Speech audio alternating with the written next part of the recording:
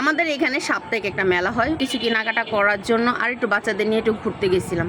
অনেক কেনাকাটা করবো তখন গেছি, হঠাৎ আমার চোখে পড়ছে যে বেবিটা না হাতটাকে অনেকক্ষণ ধরে এরকম, কিন্তু বেবির মা বলতে পারতেছে না যে বেবির হাতটা যে বেবি লড়াইতেছে। অনেকক্ষণ ধরে বেবি না বেবির সাথে কথা বলতেছে, কিন্তু হাতটাকে বেবি যেভাবে রাখছে না, এক হাতে উনি ধরে রাখছে আর এক হাতে চুইটা খুলতেছে।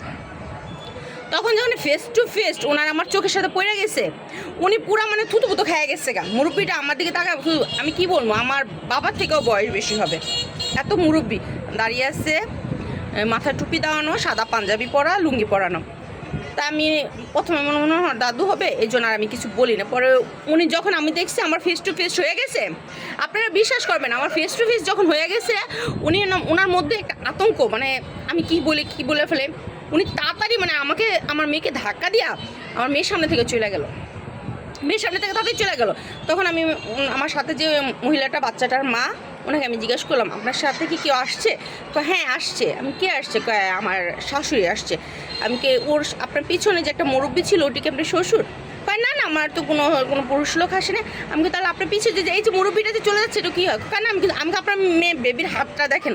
পরে উনি বেবির হাতটা যখন সামনে আনছেন, পিছন থেকে সামনে যখন আনছে, তখন দেখে অলরেডি এই কবজাটা আছে না, এই কবজার এতটুক চুরিটা আইসা পড়ছে। তখন উনি আমার বেবির হাতের চুরি এরকম অনেকক্ষণ ধরে টানে, বেবির হাতটাও লাল হয়ে গেছে।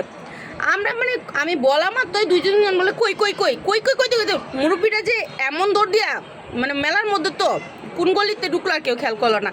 আমি চিন্তা করি মানুষ কেমনে পারে ভাই, কেমনে পারে একটা বেবি, একটা ছোট বাচ্চাটাকেও ছাড়ে না। আপনি মনে করেন মানুষ কত নিমক হারাম হইলে, আর ওনার মতন একটা বয়স্ক লোক, মানুষ যে বয়স্ক লোকেরা অনেক মানুষ অনেক কথা বলে, অনেক সময় খারাপ লাগে ফেসবুকে দেখলে যে কীভাবে বলে মুরব্বী মানুষরা চুরি করে কীভাবে, কিন্তু আজকে আমি জীবনের লাইভ প্রথম দেখলাম যে একটা মুরব্বিও চুরি করে। উনি এরকম বেশ ধরে আসছে, উনি ভুলতে পারবো না কেউ যে উনি একজন চোর।